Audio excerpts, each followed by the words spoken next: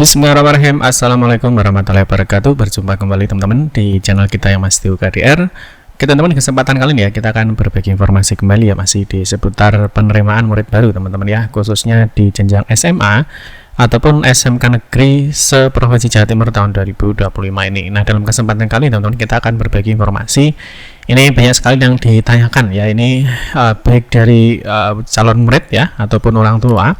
Ini adalah ketika sudah diterima ya. Jadi dia sudah diterima, bisakah daftar lagi? Ya, atau bisakah dia mencoba daftar lagi? Misalkan dia diterima di tahap 1 ya. Bisakah dia daftar lagi di tahap 2 atau di tahap 3 atau di tahap 4? Gitu ya. Nah, atau mungkin teman-teman yang tidak diterima ya. Nah, jadi misalkan tidak diterima ya, tidak diterima misalkan di tahap 1, tahap 2 atau tahap 3 misalkan. Nanti bisakah dia daftar lagi misalkan di tahap 4? Ya, jadi nanti ini sering kali yang ditanyakan. Nah, tentunya nanti teman-teman harus memahami dulu yang namanya tahap dan jalur pendaftaran. Terus berikutnya bagaimana nanti jika tidak diterima ya, apakah harus cabut berkas? Ya, jadi apakah harus cabut berkas, dan misalkan tidak diterima apakah harus daftar lagi atau secara otomatis sistem. Ya, ini nanti kita akan bahas ketika sudah diterima itu bagaimana, jika belum diterima itu bagaimana, gitu ya. Nah, tentunya yang pertama yang perlu kalian pahami adalah tahap dan jalur pendaftaran dulu.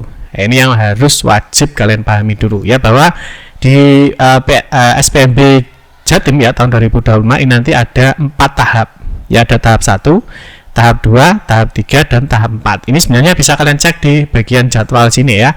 Jadi di jadwal nanti sebenarnya untuk pendaftaran itu ada 4 tahap ya. Ada tahap 1. Tahap 1 itu apa Pak? Ini ya, jalur afirmasi, jalur mutasi, jalur prestasi lomba. Terus tahap 2 ya. Nah, tahap 2 ini ada jalur nilai prestasi akademik untuk jenjang SMA. Tahap 3 ini adalah jalur domisili. Domisili nanti langsung gabung ya, apakah pilih SMA atau SMK. Dan tahap 4 nanti ada jalur prestasi nilai akademik khusus jenjang SMK. Ini yang wajib kalian pahami dulu. Ya, nanti kalau sudah paham nanti kita akan mudah ya. Jadi misalkan ada tanya, Pak tidak diterima di tahap 1 misalkan, bisakah ikut lagi di tahap 2? Pak tidak diterima di tahap 2, bisakah daftar lagi di tahap 3? Pak tidak diterima di tahap 3, bisakah daftar lagi di tahap 4? Jadi yang pertama kali kalian harus pahami adalah tahap dan jalur pendaftarannya, gitu ya. Atau mungkin nanti yang tanya, Pak tanya misalkan saya sudah diterima ya, saya sudah diterima di tahap 1, jalur afirmasi misalkan. Jadi ketika sudah diterima, nanti bisa nggak Pak saya daftar lagi misalkan mau ikut tahap 2? Atau mungkin saya mau ikut lagi di tahap 3, atau mungkin saya daftar lagi di tahap 4. Jadi dia intinya sudah diterima, bisa nggak dia ikut daftar di tahap berikutnya. Nah, ini sudah sesuai jadwal teman-teman ya. Jadi tahap 1 itu sudah ada jadwalnya, tahap 2 sudah ada jadwalnya, tahap 3 sudah ada jadwalnya, tahap 4 sudah ada jadwalnya. Nanti di sini sudah ada ya. Jadi ini sudah dijadwalkan.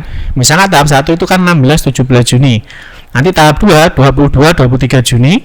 Terus tahap 3 itu 26-23 Juni. Jadi bagaimana ketika sudah diterima ataupun belum diterima itu bisa nggak daftar di tahap berikutnya, gitu ya. Oke, yang berikutnya misalkan ini yang sering ditanyakan ya. Jadi alur pendaftarannya ya, misalkan contoh ya, siswa ini daftar di tahap 1 ya, di jalur afirmasi misalkan. Dia daftar karena tahap 1 ya, dia maka pendaftarannya kan mulai 16 dan 17. Nah, misalkan ketika dia diterima ya, apakah dia bisa ya daftar lagi di tahap 2, tahap 3 atau tahap 4 misalkan. Itu bisa nggak sih? Atau misalkan dia daftarnya di tahap 2 misalkan ya, dia daftar di tahap 2 ya, dia nggak ikut tahap 1, ketika tahap 2 ini ternyata diterima, bisa nggak dia daftar lagi di tahap 3 atau tahap 4? Ya, itu harus dipahami.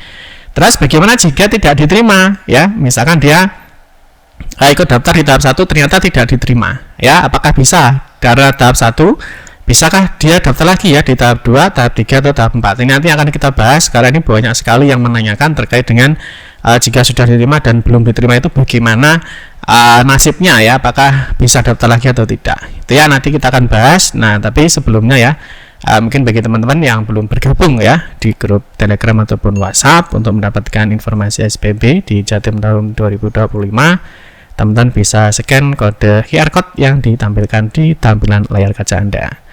Oke, langsung kita gas ya, kita bahas ketika sudah diterima, bisakah daftar lagi di tahap berikutnya, gitu ya, karena kalian sudah paham mengenai tahap dan jalur. Nah, ketika teman-teman tidak diterima ya, bisakah daftar lagi ya, ketika tidak diterima, bisakah daftar lagi, misalkan di tahap dan jalur berikutnya. Perlukah cabut berkas? Nah, itu ya, kita akan mulai sekarang. Oke, yang pertama teman-teman, jika misalkan kalian daftar di tahap 1 ya, ini kita kasih contoh tahap 1, atau mungkin nanti kalian daftar langsung tahap 2, atau mungkin kalian langsung daftar tahap 3 ya, terserah ya. Intinya kita kasih contoh kalian daftar di tahap 1. Ya, kalian mungkin Pak saya tahap 1 enggak punya berkas ya, saya enggak memenuhi syarat. Saya langsung mau daftar di tahap 2. Boleh, silahkan. Pak saya mau daftar langsung tahap 3. Boleh, silahkan. Ya, enggak masalah. Nah, ketika kalian sudah diterima ya, nah ini bisa enggak daftar lagi di tahap 2, 3 dan tahap 4 ya. Jawabannya apa aja? Jawabannya adalah tidak bisa. Clear ya? Nah, ini sudah clear ya. Jadi terserah kalian nanti daftar di tahap berapa ya, karena nanti ada tahap 1 cuma tahap 4 ya. Nah, kalian sudah paham ya, tadi sudah tak jelaskan mengenai tahap dan jalur. Misalkan kalian daftar di tahap 1 ya, daftar di tahap 1 ya, ternyata kalian itu diterima, maka kalian sudah tidak bisa lagi daftar di tahap 2, daftar di tahap 3 atau daftar di tahap 4. Jadi kalau sudah diterima, intinya kalian tidak bisa ikut daftar lagi di tahap atau jalur berikutnya. Ya, clear ya, paham ya?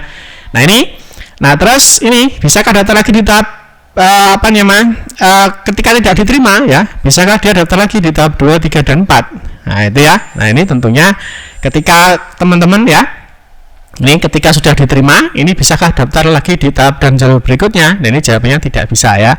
Jadi bagi adik-adik nanti yang misalkan daftar di tahap 1, 2 atau 3 misalkan tidak diterima, maka tidak bisa lagi daftar di jalur dan tahap berikutnya. Itu ya. Nah, ini misalkan ya, misalkan kalian sudah diterima ya. Ini nanti contohnya misalkan kalian melakukan pendaftaran, misalkan sudah diterima di jalur afirmasi misalkan. Ya, ini afirmasi kan sudah ditutup ya karena jadwalnya tahap 1 sudah selesai, sekarang masuk di tahap 2. Nah, ketika kalian mencoba daftar di tahap 2 ya, setelah kalian masukkan ya di NISN, PIN, tanggal terbit KK dan klik masuk. Nah, berikutnya Anda akan langsung ditolak sama sistem. Ya, Anda langsung ditolak sama sistem. Informasinya apa? Anda tidak dapat mendaftar di jalur ini. Dikarenakan apa, Pak? Dikarenakan ini ya sudah diterima di jalur afirmasi. Ya, jadi Anda tidak dapat mendaftar karena sudah diterima di pendaftaran jalur afirmasi. Clear ya? Jadi dia ini daftar di tahap 1 ya, setelah diterima dia mau ikut daftar lagi di tahap 2 misalkan. Ini jawabannya sudah tidak bisa. Ya, sampai sini semoga bisa dipahami teman-teman ya. Oke, sekarang kasus kedua ya, ketika siswa belum diterima. Ya, siswa belum diterima. Nanti bisakah daftar lagi di tahap berikutnya ya? Misalkan tidak diterima, haruskah dia cabut berkas atau cabut bendel ya? Terus dia harus daftar lagi apa enggak? Ini jawabannya ya. Nah, ini yang kasusnya yang belum diterima. Nah, contohnya dia daftar di tahap 1 misalkan jalur afirmasi ya. Nah, dia statusnya tidak diterima. Nah, ini bisakah dia daftar lagi di tahap 2, tahap 3 atau tahap 4 ya? Boleh dia loncat. Misalkan dia tahap 1 kan daftar di SMK misalkan ya. Nah, karena dia mau daftar terus di SMK, maka dia nggak ikut tahap 2. Tahap 2 kan untuk SMA. Dia mau daftar di tahap 3 misalkan jalur Yonasi SMK atau di tahap 4 jalur nilai SMK. Bisa nggak dia daftar lagi? Karena di tahap 1 dia tidak diterima. Ya, jawabannya apa? Bisa. Ya, jawabannya bisa. Jadi intinya selama belum diterima ya di satu tahap atau jalur, kalian bisa ikut di tahap atau jalur berikutnya. Itu sesuai dengan apa? Sesuai dengan jalurnya ini ya, sesuai dengan jadwal pendaftarannya. Ini sudah ada tahap-tahapannya. Oke, bisa dipahami ya. Terus berikutnya ini jadi pertanyaan, ketika tidak diterima apakah harus cabut berkas? Ya, apakah cabut bendel, Pak? Jadi saya harus datang ke sekolah yang saya daftari, misalkan daftar di sekolah A ya, karena dia tidak diterima, apakah saya harus mencabut berkas di sekolah A ini? Nah, jawabannya apa? Jawabannya tidak perlu cabut berkas. Ya, jadi jawabannya tidak perlu cabut berkas. Lalu bagaimana, Pak? Apakah harus daftar lagi? Wajib ya, wajib. Misalkan kalian daftar di tahap 1 tidak diterima, maka kalian harus daftar lagi di tahap 2. Kapan, Pak, daftarnya ya? Kalian lihat jadwalnya. Ya, misalkan kalian tidak diterima, misalkan di tahap 1 ya, tidak diterima kan tanggal 16-17. Pak, saya mau daftar lagi di SMA misalkan. Kalian setelah daftar tahap 1 tidak diterima, kalian harus daftar lagi ya di tahap 2 misalkan ya. Ini nanti di tanggal 22 sampai 23 Juni 2025. Pak, saya mau daftar SMK saja, saya tidak mau SMA misalkan. Berarti kalian nanti setelah tahap 1 tidak diterima, kalau mau daftar di SMK bisa daftar di jalur domisili. Ya, nanti tanggal 26-27, atau kalau mau tidak daftar di domisili, kalian bisa daftar di jalur terakhir atau tahap terakhir, yaitu di jalur nilai prestasi akademik jenjang SMK di tahap 4. Itu ya, jadi kalian harus paham dulu terkait apa? Terkait tahap dan jalurnya. Itu ya, paham ya? Nah, ini jadi yang perlu kalian pahami dulu adalah ini ya. Jadi di dalam daftar nanti ada 4 tahap, ada tahap 1, tahap 2, tahap 3, tahap 4, dan setiap tahapnya ini sudah ada jadwalnya masing-masing. Jadi kalian tinggal cek saja. Kalau tidak diterima di tahap 1, silahkan ikut tahap 2. Mbak mau tahap 2 bisa langsung ke tahap 3 atau tahap 4. Kalian boleh loncat. Dari tahap 1 langsung loncat ke tahap 3 boleh. Dari tahap 1 langsung loncat ke tahap 4 boleh ya, sesuai dengan jadwal yang sudah ditentukan. Ini kalau belum diterima. Kalau sudah diterima, sudah tidak bisa daftar lagi di tahap dan jalur berikutnya. Oke Pak, ini dasarnya dari mana? Mungkin ada yang tanya, Pak ini aturannya dari mana ya? Kok ada seperti itu ya? Nah, untuk aturannya teman-teman bisa baca yang pertama ya. Ini dari Juknis teman-teman ya. Jadi dari Juknis Dinas Pendidikan Provinsi Jawa Timur. Ini yang belum baca silahkan dibaca. Yang dibaca di bagian mana Pak? Di halaman 83. Ya, kalian baca di halaman 83 ya. Kalau kalian belum punya Juknisnya, nanti silahkan download aja di mastiokardia.com. Sudah ada Juknis terkait dengan PPDB Jatim. Ya, kalian cari aja. Nah, di sini ya. Nah, kalian cari aja nanti Juknisnya mastiokardia.com bisa di sini ya. Nah, biasanya ini di halaman terakhir ya. Ini sudah ada Juknisnya. Jadi kalian silahkan baca aja Juknisnya. Itu nanti sudah ada ya. Oke, sekarang kita baca Juknisnya ya. Ini ya, di pengumuman dan cetak bukti penerimaan ya, di halaman 83 di sini dijelaskan. Yang pertama, ini ya. Ini pengumuman jalur dan lain sebagainya itu nanti diumumkan melalui spmpjatim.net ya. Ini bisa memakai ini, bisa pakai spmpjatim.net ya. Terus berikutnya di poin 2 ini jelas ya, poin 2. Calon murid yang lolos, jadi lolos itu artinya diterima ya, yang memenuhi persyaratan dan masuk dalam kuota daya tampung pendidikan. Jadi siswa yang diterima itu adalah yang pertama dia memenuhi persyaratan, yang kedua dia masuk di dalam kuota daya tampung sekolah. Ya, jadi misalkan kuotanya 10, kalian memenuhi syarat, misalkan kalian di urutan nomor 8, berarti kan masuk. Jadi kalian memenuhi syarat dan masuk di dalam kuota daya tampung sekolah, gitu ya. Terus poin 3, calon murid yang tidak lolos atau tidak diterima. Itu yang pertama. Calon murid yang tidak memenuhi syarat, jelas ya. Jadi misalkan dia tahap 1 tidak memenuhi syaratnya. Atau yang kedua, calon murid yang memenuhi syarat. Jika syaratnya lengkap semua tetapi dia tidak masuk di dalam kuota daya tampung sekolah. Misalkan sekolah butuhnya hanya 10 ya, ternyata kalian di urutan ke-15, berarti kan kalian tidak diterima. Karena yang diterima hanya 10 siswa. Jadi ini yang tidak diterima. Terus di sini jelaskan di poin 4 ya. Jadi calon murid yang lolos artinya yang diterima, sebagaimana pada angka 2 ini ya. Nah, pada angka 2 tidak dapat mendaftar ya, jadi tidak bisa mendaftar pada jalur di tahap berikutnya. Nah, di jalur di tahap berikutnya. Clear ya? Jadi ini adalah aturannya. Jadi kalau sudah diterima maka tidak dapat mendaftar pada jalur di tahap berikutnya. Clear ya? Terus di poin 5 juga dijelaskan calon murid yang tidak lolos ya, artinya tidak lolos kan tidak diterima ya. Jadi dia tidak diterima. Nah, sebagaimana maksud pada poin 3 atau angka 3 ini tadi ya. Jadi yang tidak lolos ya ini dijelaskan dapat mendaftar.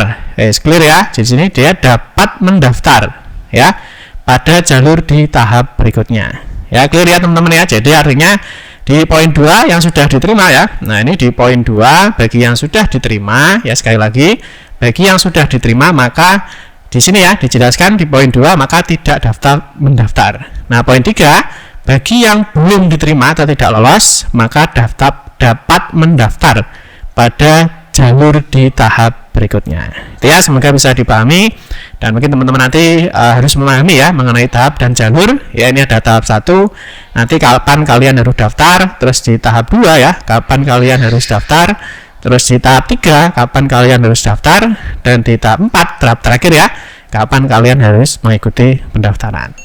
Itu teman-teman ya, mungkin informasi yang dapat kami sampaikan ya terkait dengan pertanyaan ketika sudah diterima atau belum diterima, bisakah daftar di tahap berikutnya, dan semoga ini bisa dipahami.